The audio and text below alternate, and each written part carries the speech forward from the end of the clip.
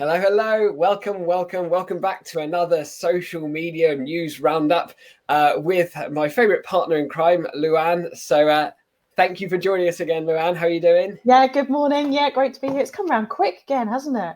It has indeed, hasn't it just? So yeah, even though we were just talking about this in the run up to this, even though, lots of people are starting to go away on holiday, kids are off and such, but there is no let up in what's happening in the world of social. So much stuff to cover. So we're going to go ahead and dive right into this because, as you know, I'm sure many of you are kind of returning visitors. As so many of you regularly joining sessions, you'll know how these all play out anyway. So also, don't forget to use the chat function on the right hand side, as you all know. So let us know when you're kind of dialing in from today. Dialing in for quite a day. You know what I mean? Your age. I know. Also, don't forget to share your social handles. We're all like-minded social media folk, as we know. And also what I love to see is where people kind of share some of the challenges that they might be facing, and other members of this kind of community that we created off the back of this, chime in and answer the questions. So of course, Luann and I will answer anything else towards the end of it. And Luann does an amazing job always of keeping an eye on all those questions. So that's a lot of intro waffle from me. Luann, do you want to do a quick intro for yourself before we get going? Yeah, it's great to see so many people from so many different places. We've got Cambridge, we've got London, we've got Oxford, we've got Cape Town. So yeah, do say hello and let us know that you're here. And thank you for taking a break from the Olympics to join us as well. So that's great. My name is Luann Wise. I'm a marketing consultant. I am based in the Cotswolds in the UK. I have a really nice mixture of splitting my time between working directly with clients, supporting their marketing strategies, planning, implementation, and that is with law firms, with universities, manufacturers, consultants as well, and a lot of teaching and training. I'm a LinkedIn Learning course instructor, accredited trainer for Facebook and Instagram, and spend most of my life on the platform. So really enjoy these sessions and being able to kind of bring the changes to life that we read about every day. Yeah, it's an absolute pleasure to have you as part of these, Luann. So I'm sure a few people are familiar with my voice, unfortunately. Yes, I'm one of the founding team here at Content Cal. So I'm sure you're more than familiar with what Content Cal is right now. But let's get straight into it. So we're going to start with the data because our favorite report came out. So the quarterly update of the Global Web Index Internet Trends report came out, 300 slides. If you're as nerdy as you and I, as Luann and I will revel in all of that data, we'll spare you from reading it. So we pulled out the stuff that's most interesting. So we're going to cover a few bits from this. But firstly, this is always good to track future growth. This is data from Sensor Tower, which is the overall app downloads from a mobile perspective. And you can see who's topping the chart. Really good predictor of future growth. There's some really killer TikTok data that we're going to share with you. But yeah, TikTok's dominance is not subsiding, that's for sure. Social media use around the world is always a good one for a screenshot. 4.48 billion users, individual users across social media platforms across the world, which is 56.8% of the world's population. Year on year, the growth has remained quite consistent from the previous quarter. So at 13% of 520 million new users added year over year. So once again, though, the growth of social is still at the fastest pace it's ever been. So the way that how we're communicating is transforming as a result of, the situation that we've all found ourselves in across the world is, that's not slowing down at all. And average time spent per day on social media continues to go up to 2.5 hours. Although think about that number, have that in your head when we go later and talk about some of the TikTok usage numbers, and you'll realize quite how big the TikTok usage is without having any spoilers to that data. The world's most used social platforms. We try and show this as much as we possibly can. As you know, Facebook still dominates, 2.8 billion, as you know. YouTube continues to grow. That was from the last quarter, 2 billion. Now it's grown to nearly 2.3 billion. WhatsApp continues to grow. Instagram has been a really good grower, actually. So when we looked at this data just 2 quarters ago, that was 1 billion monthly active users. So really strong from Instagram perspective. TikTok growth has kind of slowed down in terms of monthly active users, but that doesn't necessarily mean bad things all the time, because the time spent on platform is rocketing, and that is actually one of the more valuable metrics.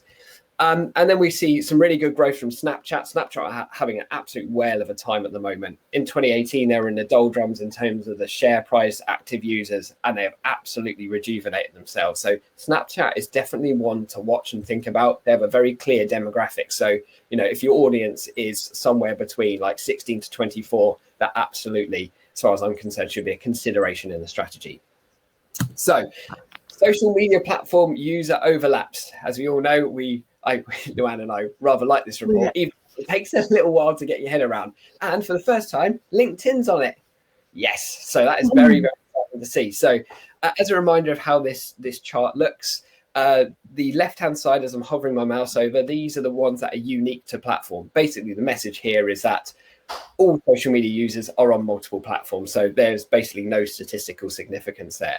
But if you have a LinkedIn first strategy, the way to read this data is that, if LinkedIn is your primary platform that you think is where you kind of engineer all of your strategy towards because you think your audience are on there, Facebook should absolutely be a consideration on that because nearly 90% of LinkedIn users are also on Facebook. Mm-hmm. Similar story with Instagram as well, with 80%, YouTube, and also Twitter as well with 66%. But it's a kind of nice reminder. I'm interested in your take on this as well, Luann. It's a kind of nice reminder because sometimes it's like, let's think about a B2B business. We typically go, all right, well, we should just be thinking about LinkedIn and Twitter.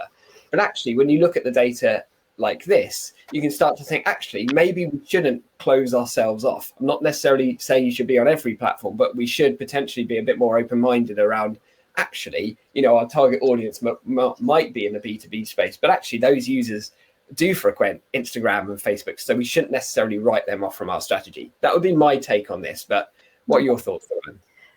Yeah, it's a great question, and a couple of people are asking about sources, so I've put a link to the report in the chat so you can go on and, in very small print, there is all the answers to how things are collected. For me, I think something that's really important to consider is people's mindset when they're on the platform. We are people. I may be doing business stuff at the moment, and then I'll go and, I may go online shopping and be a consumer, but I'm still one person using all these platforms. And I think it's about considering what mindset people are in when they're using them. And I think, the extremes there are when people are on LinkedIn, they are in much more of a business mindset, business networking, gathering information, gathering insights and business news. When you're perhaps on Facebook and Instagram, you're looking at friends and family updates, but you may see other things in between. So I see my friends and family, but I'm also in Facebook groups for marketers and meetups and conversations and jobs being posted. So I'm probably feeling a bit more social and relaxed when I'm on there, but I am still there and I'm still a person. So I think it's about the mindset that you're in and how you work the content within those places. This is why we love having you as part of these sessions, man. Really, really sage advice on that one. Love it. So this is also quite interesting because this helps us understand the favorite platforms by age and gender, which actually talks a little bit to Luann's point around, the mindset that people are in. Because typically, yes, whilst people will have accounts on multiple platforms, there's different age and gender demographics that mean that people frequent one platform over another.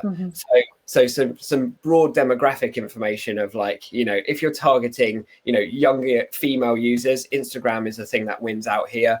If you're looking on the right hand side, male demographics tend to win out on Facebook across most age ranges as well. So here it just gives you an idea of understanding, if this is people's favorite platforms, this is where they're going to be spending most of their time. So it's just good knowledge for our strategy as to where we should be prioritizing our effort and focusing towards. Don't know if you have any other input on that one. I've got some thoughts because it's something I'm really working on at the moment. So I said I work with universities, so we are coming up to A-level results day, clearing, 10th of August. It's coming up fast, and there's lots of stats around this. We have shared UCAS media data before, but the really interesting thing that I observe is absolutely these demographics. But when it comes to applying to university, results day, starting university, going in September, moving into accommodation, it's not just the 17, 18-year-old that's involved in this. They may be on some platforms, but I can tell you there's some very active groups with mums in on Facebook, and they're the ones that are asking all the questions and what do they need and what to buy them and things like that. So you may don't think about all your audiences and their influencers and what messages you need where. And this kind of information really helps. So, we might target our 17, 18-year-olds on Instagram and particularly stories because that's where they are. But mum and dad and school teachers and other people slightly older, probably on Facebook, but the same content and objective that we're trying to achieve. Definitely, yeah. Thinking about that sphere of influence, really important one actually, about going broader with your strategy. Love that.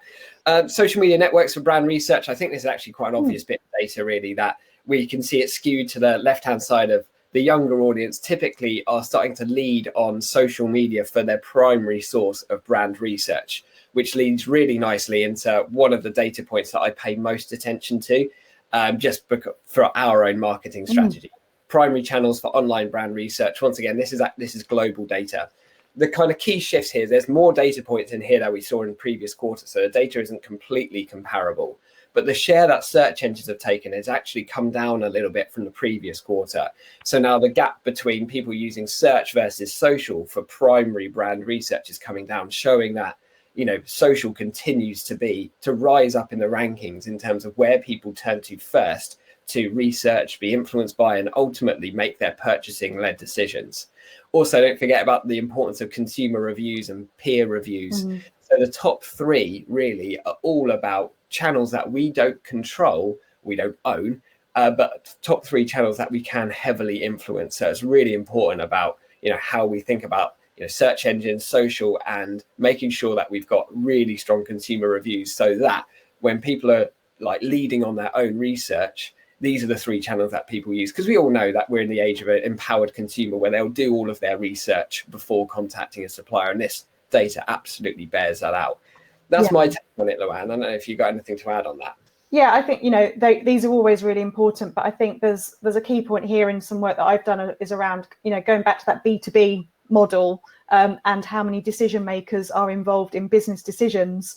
And in a business context, you may be delegating the initial research to someone else, maybe often a junior member of the team, to do some initial research. And yes, looking at that previous demographic slide, they're going to go to social media first and ask their peers. Whereas, perhaps when you get more in depth and you're down to the finances and, the case studies and other things, it may move into that slightly older, more senior decision maker as well. So I think it's again important to think about all the people that are involved in receiving your messages, and maybe tailor each one for that as well. The younger people looking for the quick guides maybe in one place versus the in-depth stuff for more senior people in others. There's so many it depends and maybes, but there's always great data to look at.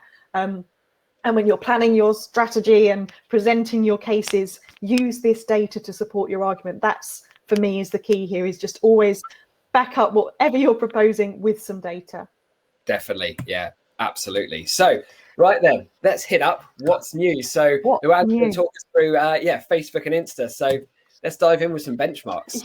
Again, benchmarks is good to have, especially if you're starting from a blank sheet of paper, or someone always asks you, what's that question? Where should we be? What should we be achieving? This report is again really good at giving you some benchmark data.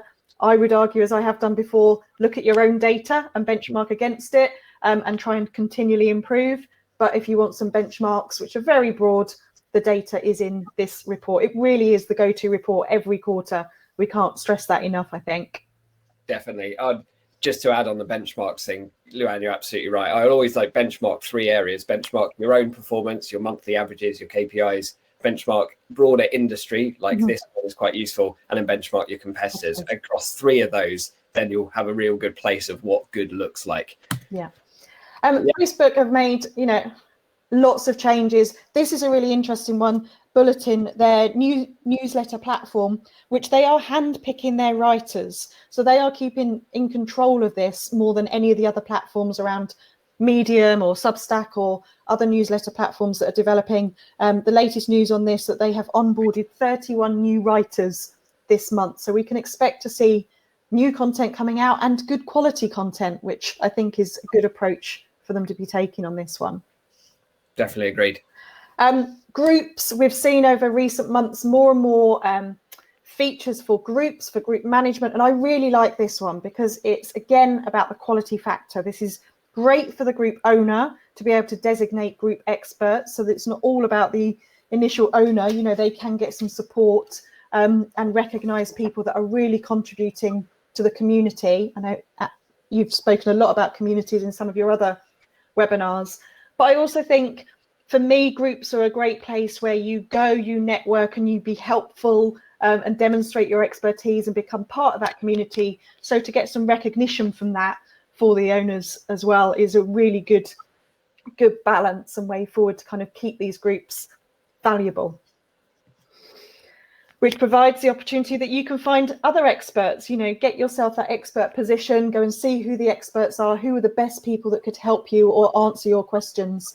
You know, there is a slight downside to Facebook groups. Sometimes I feel that some people offer expertise when they perhaps don't have that expertise or only have one example rather than a broader mix. So this will really allow you to see who is recognised as an expert within the community. I love this point in particular because this is great at allowing us to grow our group and grow the value of our group. So by making it really easy to outreach these other experts and bring them into our community to add extra value to the community that we're building. And this is the first time we've seen Facebook really make it easier for us to grow our groups and our community. So yeah, definitely love this one. Yeah, Aoife, it's within the settings for your Facebook group management. So if it's not there yet, it's probably something that's being rolled out. Simplifying the invite of page followers. We were talking before we started, and I've got on my second screen the stats for you because Mark Zuckerberg did his quarterly updates, his community update just last night with what's going on. They have had a record quarter. They've had a record quarter, their fastest quarterly growth in 5 years, hitting £29 billion revenue. So I'll pop the links in a moment. But I think there's been making things simpler to grow your community, to invite people to follow your page is something that's really valuable, because as we were chatting about, you know, Facebook's quite hard to build that audience. So anything that they can do is useful. Definitely agreed with that one. Product tagging now available in groups. This is back to the e-commerce features that we are seeing and being pushed out more and more. So being able to kind of within your groups tag products as well is a new feature that could be useful if you're selling online. What else have we got? Audio. We've talked about audio on every session, I think, for the last few months, and the rise of audio. And Facebook are increasing their features on this. They're including their podcasts. So audio rooms, that's where it's at, I think. Yeah, pretty much. And I think, as we said, audio rooms have only rolled out to large creators and groups at the moment, which is a really nice way of making sure there's built-in audience for these audio rooms. You know, this is their kind of Clubhouse competitor, as I'm sure you know. But straight out of the gate, they've allowed the opportunity for, if you've missed something, you can play it on catch up. And as we know from you can take it from us, who people that run live sessions all the time, you know, you'll only ever see maximum of 50% attendance rate. So having this opportunity means significant things. And this is why, you know, Clubhouse for me was as a huge misstep by just having it just in the live format, because when we know the majority of stuff's consumed on demand. So I think that's a really important one. Yeah.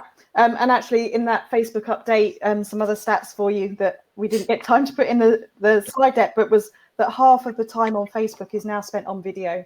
So that's a really important stat. So this kind of live, watch it back later. I'm sure audio will come into those stats shortly.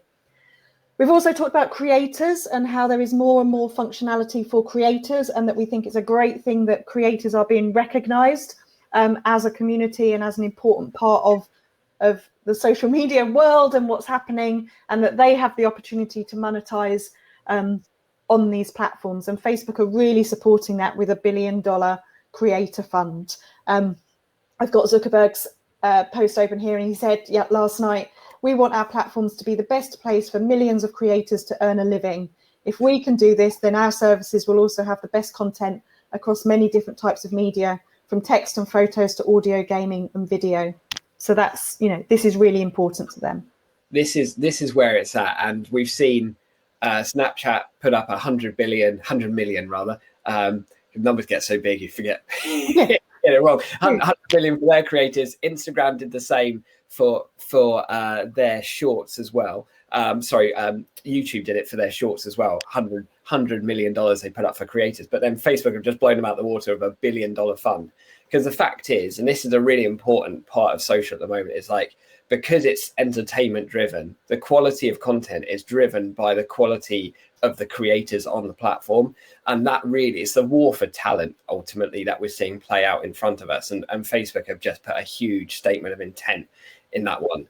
And, and people, I was in a conversation yesterday about like why Clubhouse hasn't grown. The reason for that is like they just didn't invest in creators early enough, because essentially if they have better quality content, it's essentially like Netflix basically launching Netflix with no good programs. It's essentially like that, and that's what that's what we're going to see playing out quite a lot over the next year. Yeah. So back over to you, Luann. No, so this stat's an interesting one. It comes up in your weekly post that you do, Andy, with your video recordings. People were asking about this. What has been the impact of the Facebook tracking and the opportunity that we can say no and switch this off? And the stat has come out that 75% of iOS users are saying no to Facebook tracking. So it's a big one. One to watch. See what the stats are next quarter, perhaps. So let's move on to Instagram. Also in the report from last night from Zuckerberg, I've now put the link in the post. One of his comments was that the biggest contributor to Instagram engagement is Reels. Probably no surprise. We know that that's where they are focusing, that we know that that's an area that they're growing. I said last month that I hadn't seen many ads in my Reels, and I've seen them constantly since I said it, which is interesting. Not easy to spot, actually. Perhaps that's why I wasn't seeing them as much. It was quite small, mixed in with the other Reels that I was watching, but definitely the biggest area on there. So it'd be great to know if anyone's working on Reels. Same data as we had for Facebook, and there is every platform in this report, but again, some good benchmarks for you to be looking at. Engagement is what it's all about on Instagram. This is, what we're trying to do. So look at these stats.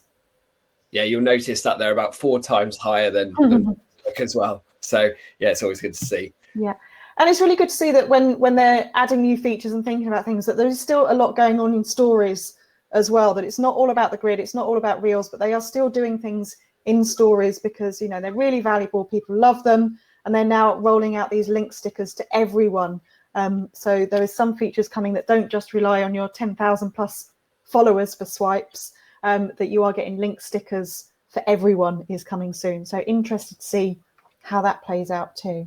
We don't know when, it's fair to say, because obviously this is transformative to an Instagram strategy, right? The ability to have a link in a story, or have links in Instagram at all if you have less than 10,000 followers. So this is game changing potentially, but we don't know when this is rolling out. It's just, it looks very likely now, which is really encouraging. Yeah. So, that's definitely a bit of big news. Yeah, interesting to see, if the 10,000 plus will get anything extra to make them stand out still or not. We'll have to wait and see. This is my trigger word, algorithm, but I don't mind when it comes directly from the platform and that they are sharing information on how things work and doing a bit of myth busting. And Adam Moseri recently did quite a big post and a piece that was reported quite widely, in that he talked about the algorithm and how Instagram is not just a photo sharing app, and their intention as well about being a lot more about video content going forward. So they really are after the TikTok audience. Definitely. I'd recommend anyone follow him on Twitter or Instagram, obviously. I mean, it was a bit kind of PR filtered, his stuff, to be honest. But for those without too much knowledge of an algorithm, it helps kind of bust a few myths, to be honest. So, and it helps us understand that an algorithm isn't a mysterious person that controls things, and basically helps us realize that trying to hack it or trying to game it is a road to nowhere as well, which is just kind of useful to kind of see it presented in a kind of real life capacity. Yeah. But yeah, you've already touched on this, Luann. So yeah. 4 areas. This is what they're focused on: video first, entertainment, messaging, shopping, creators, and video. And I will say the C word. So Andy and I were talking about, we're going to need to start thinking about Christmas soon. I know we're actually got some good weather at the moment. It's warm outside, but Christmas is coming. And the fact that these new features are rolling out, I think is going to be really important to anyone working in e-commerce, online, thinking about Christmas, entertainment as leisure and hospitality has come back as well. You know, we're going to be seeing some new features to support that later this year. Definitely. And I think this kind of pre-warning gives us some notice to maybe think about how we might be changing our Instagram strategies, or how we might need to, because they are very much going after TikTok. So basically see it that the importance of the feed will diminish over time, and it will start to become video centric. So reels will take the lead based on this. So if your content isn't of a style that would work on TikTok, then it probably won't work on Instagram in the fullness of time, which is a bit of a concerning comment. I appreciate that. But realistically, it's the war for the time that people are spending on the platform that TikTok are winning. That is a huge threat to Instagram at the moment. So they are going after them, and they're going to make no bones about it. So take this as a bit of notice that we might need to change the way that we are using Instagram in the fullness of time. Yeah. Take on this. And Sophia's up for the challenge of creating B2B content on Reels. So perhaps send it to us, tag it in. We could use it as an example in future presentations. It'd be great to showcase anyone that's having success with anything in these presentations. So do share your case studies. You know what? This is a random thought. This is unscripted. If anyone does have some real things that they're real things, but like anything that they're really proud of across any platform, do send them in actually to us at andy@contentcal.co, and I'd love to feature some like really good examples of stuff. So if anyone wants to showcase their work and have a little kind of slot on one of these sessions, I'm totally up for that. Yeah. I was just thinking as I'm talking, but yeah, it could be a really good thing to do. Anyway, back to you. Great. Sorry. No, it was completely off the cuff, but I agree. It'd be great to be showing, real examples of people using the features that we're talking about. Video, again, full screen video experience is coming. So let's wait and see how everyone does with this as they're moving forward with video content. Yeah, I would say the reaction I've seen on the Facebook groups when this got announced wasn't massively positive, because it completely changes our experience of Instagram. But yeah, it very much demonstrates the previous slide as to where they're going. Yeah. We've got a limit now on replies. This is something we've seen on other platforms as well, that, it's about security settings and controls. And, this is something that all of the platforms work really hard at to combat misinformation and to give their users real control over what's happening. So Instagram have now introduced this opportunity to limit replies. We don't want that very often. It's something that we're seeking, but just sometimes you may want to switch them off or not allow that opportunity. Auto captions coming to feed posts. Actually something that we haven't talked about, and again, it would be great to see examples and how people are working on this. Something that I've been putting more into presentations and training more is about accessibility in social media. I know you've done some posts, Andy, on alt text, on images. Captions are really important, colors, and just think about accessibility more and more when it comes to your social media as well. It's kind of, we know how much work there is to do, but features like this that can support more users and those that need the support would be really good. Story drafts are now available. I think everyone was pleased about this one, that you can start to create something and actually do this on the platform and save it as a draft and come back to it later. This is really useful. Next slide this is what I'm really happy about. And I actually think this is going to be extended to 90 days as well. I read something that, not just 30 days anymore. Insights now available for 60 days and 90 days is coming too. So I'm not sure that there's any additional insights, but just that longer period of time to be able to look back over. And if we can do that for a quarter, that's going to be really good too. Definitely. And yeah, I see as a nice addition to what they added last month, which was about extra insights around Reels, for example. So lots of good stuff happening there. Yeah, really good that. And then this is the last Instagram one, testing out collabs. We know how important influencers are in this social media world, how important, collaborations are, and we like to see them. And again, the platform's giving us this feature and opportunities to recognize when it's a collab, when it's a paid partnership, and to make that easy is a good thing as well. Agreed. Over to you. There was another one. You have one. Someone's already mentioned it. This wasn't, you added that in at the end. Reels getting extended. Getting extended. So yeah, someone had popped that in. Is this a good thing or not? I guess it's going to increase our time watching it, but for creators, does that make life harder? Have people got to learn more than 15 seconds of a dance? It's worthwhile saying that when TikTok increased from 30 to 60 seconds, they saw the quantity of content produced massively increase. So I was reading some data based on this, because they're basically following, as we've been talking about for the last 50 minutes, just following TikTok's lead on this. So they'll probably extend it again, to be honest. Yeah. Right then, well, I'm going to take over for the next few, because to be honest, Facebook and Twitter were the absolute stars of the show, I think, for last month. But let's head to Twitter. Restricting who can reply to tweets, very similar to things to what Luann was talking about regarding Instagram, more control in our hands. Fleets are no more. What were fleets, I hear you ask? Yeah, basically, it was quite a kind of nice tongue-in-cheek thing that Twitter put out that I read. That was just like, yeah, they've gone, I'm sorry, or it's a relief. I don't know. But basically, they were like just saying, yeah, we tried it and it didn't work. And that precious real estate at the top of the feed, as you can see here, what I'm hovering over, that is now a sole home for audio spaces. So yeah, Twitter's approach to Clubhouse, as we all know. So I'm expecting, to be honest, LinkedIn stories probably to go the same way as that, as in the fullness of time, to be honest. So it just goes to show that these formats aren't necessarily transferable across different platforms. As Luann already said, like right at the outset, it's just like people's expectations and behaviors are different depending on different platforms, and to expect that people are all going to want to do the same thing on a different platform, I think that Twitter realized had a bit of a misstep there. Auto captions coming to voice tweets, similar thing about accessibility, about making accessibility easier and ubiquitous for everyone. So I love that. Don't know how many people are using voice tweets, to be honest. Doesn't seem to be adopted that well, but it's here for us. So a bit of a quieter one for Twitter. With the last 2 months that we've been doing this, I think, Luann, you'll agree that like Twitter have been on fire with all of their updates. So it's fair that they've had a quieter July. But in terms of YouTube, I've been talking about this forever, it feels like, but Shorts has finally rolled out globally. Everyone should now have access to it.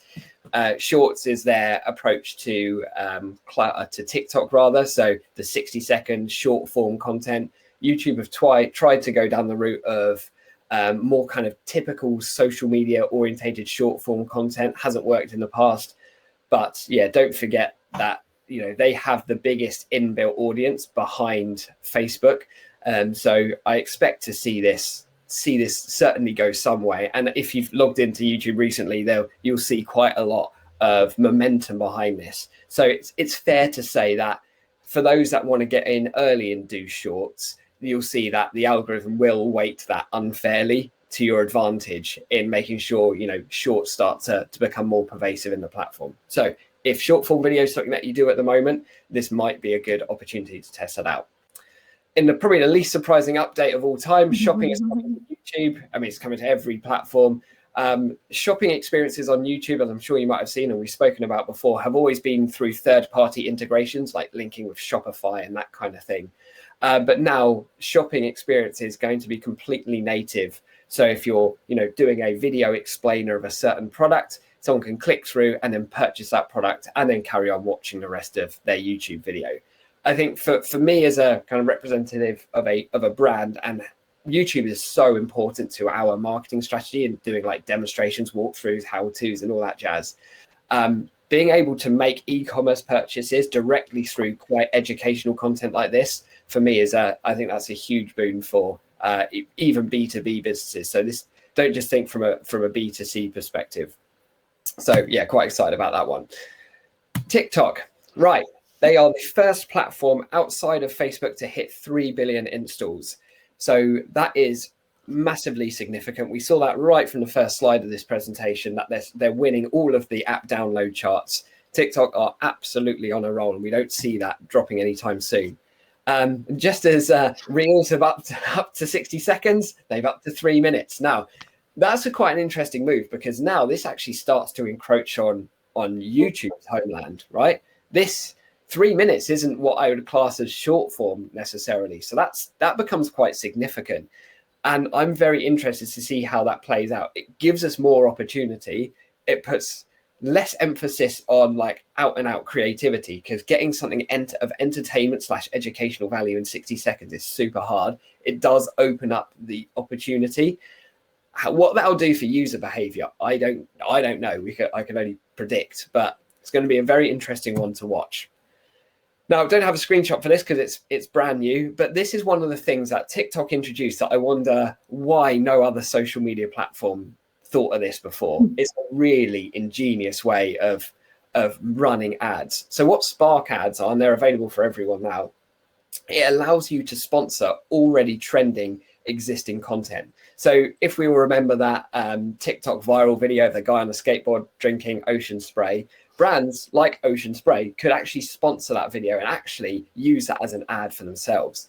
So not only does that then create, build you into content that's already engaging and already going viral, it also allows both the creator and the brand to benefit from that content, because now you can target that video to go to certain demographics in different countries and all the targeting stuff that you're familiar with in ads.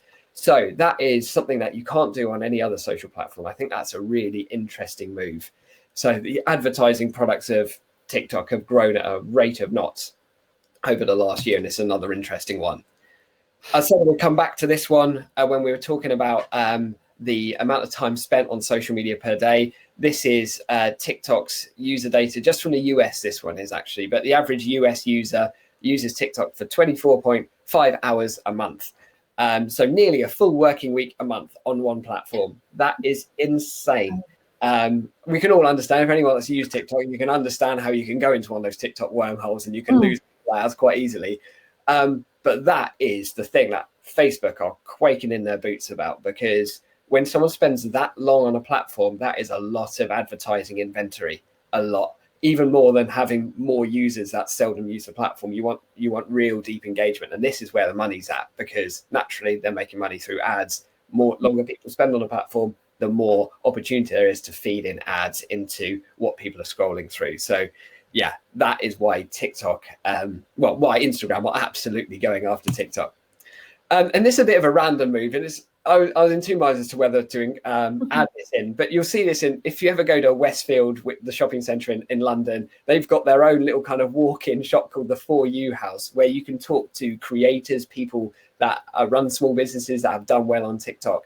And TikTok, truly, they're investing hugely in the educational content. And I think that is something absolutely to their credit. They are desperate to try and help small businesses get active on the platform, because they know that it is very hard for businesses to try and, to feel like they have a voice and a safe place to play on TikTok, because, no one in the business necessarily wants to dance around in front of the camera. And it's about kind of demystifying that and actually saying, you know what, it doesn't have to be about that. There's loads of opportunities. And, if you just search like TikTok small business, there is, just Google that. There is so much interesting insight out there that we can learn from other businesses. Live streaming is going to be a big area of TikTok. We spoke about this over the last kind of year or so.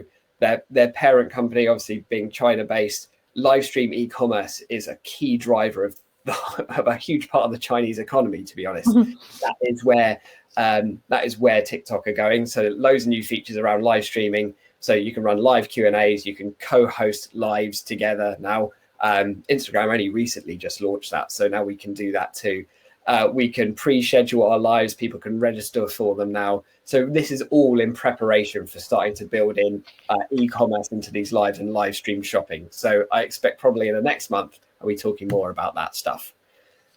Quick one on Clubhouse. They launched direct messaging feature, and I struggled to get any more excited than that, really. So you can now interact with people on a one-to-one. It's become available to all. And the first data that I've seen on this from TechCrunch, I think it was that the moment it became available to all, they saw 500,000 new downloads, which was way below expectation. So it's been very quiet in terms of like good user data on Clubhouse, definitely hasn't seen the growth continue in like the excitement that we saw this time last year. So yeah, I'm a little bit pessimistic on the future of Clubhouse right now, if I'm perfectly honest. I don't know what your thoughts are on that. Well, Joanne. I was, and then I saw a feature article about how Clubhouse have doing a collaboration or linking up with TED Talks.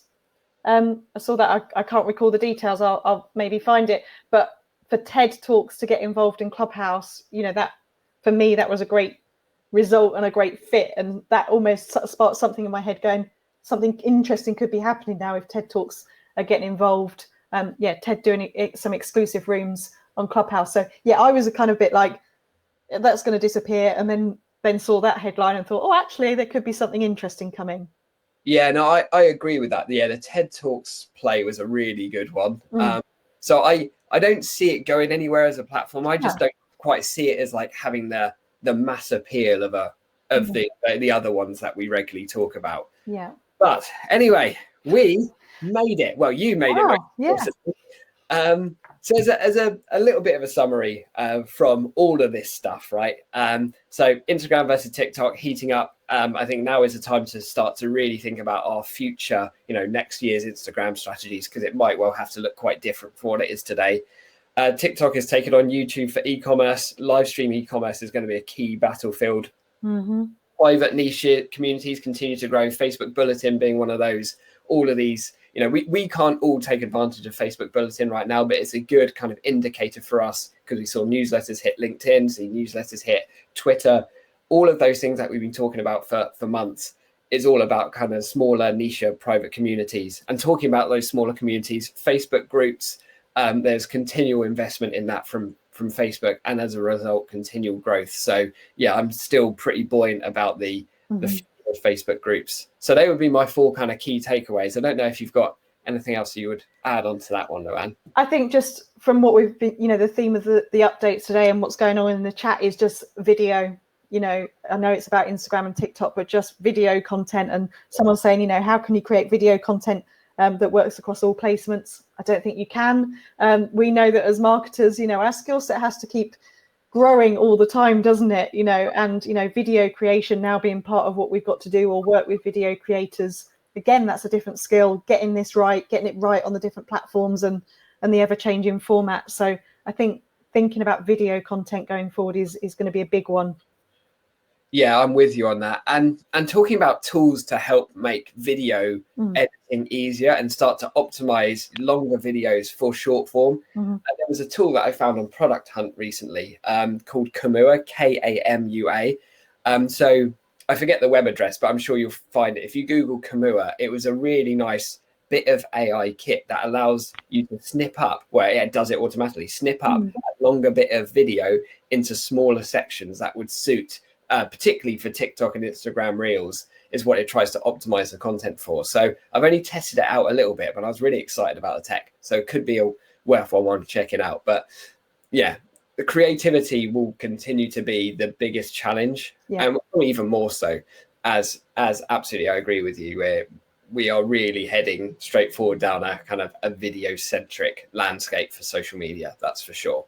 And on mobile in particular. So one of the very first slides with the stats, where are people using social media now? It's 99% on mobile. So it's definitely got to be a video content mobile first way forward, which is challenging, but exciting at the same time. Absolutely. Do we have any more questions? We have. Someone asked about the TikTok. That is a physical pop-up shop at Westfield in London. So if you need an excuse to go shopping, go and do some work at the same time. Most people are answering each other's questions today with comments on Clubhouse and video and examples, and popping their comments in there. So there doesn't look like there's any other questions for us. So we might have done this in record time too. Amazing. Look at that. Everyone gets 15 minutes of their day back. Yeah. Can't get Reels on one of your Insta feeds. I was actually Googling that. It says you either need to update the app or that Reels is still being rolled out. And you're right that I still have I've got about 5 accounts on my phone, and there is one that doesn't have Reels yet. So there's no logic to how these platforms roll out their changes. So make sure your app's up to date, and then you may just have to wait.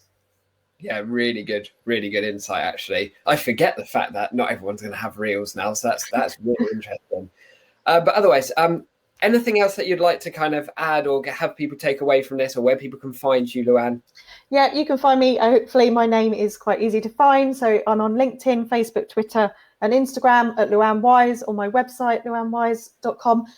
All these recordings, if you want to watch previous playbacks, they are on a YouTube playlist as well. We will share that.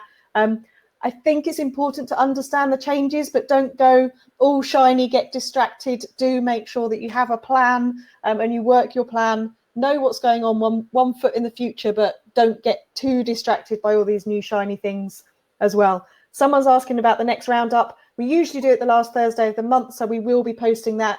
If you're not connected to us already, we post this all over our social media platforms and in various Facebook groups as well. So do connect with us, and then hopefully you will see us promoting it for several weeks ahead. Yeah, definitely connect, like on LinkedIn in particular, or Instagram or Twitter, whatever. But LinkedIn is probably where I most frequent talk about this all the time, and give a kind of a shorter weekly update as well. So yeah, so feel free to connect there. Thank you so much for making this such a great interactive session, as it always is. Usually we have the August roundup or the next month's roundup to share with you, but I'll blame myself for being not as organized as I should be today. But yeah, we'll send out an email, the follow-up email with the recording with the date. Sorry, Luann, carry on. You did set up a poll, or we were going to ask a question. Oh, yes. So instead of a date, we wanted to ask you, what time of day do you like webinars and to see updates? So before you go, we were thinking about different times. Obviously, we've done this at 11 a.m., but we would love to know if there is a different time of day going forward that you would like to see these webinars being hosted. Oh, lots of interaction on the poll. Thank you very much. We appreciate it's summer holidays at the moment, so times might be slightly different, but we just wanted to ask the audience and see what you thought. Interesting. All right. I don't know if anyone can see the poll results at all whilst they're happening, but yeah, 11 a.m. has definitely won out. So yeah, therefore, good. All right. We don't need to change it then. Yeah. So, all is good. So yeah, we'll send out the follow-up stuff. But otherwise, thank you again, and have a great rest of the day. And we'll see you again next month. Take care. Bye. Bye-bye. Bye.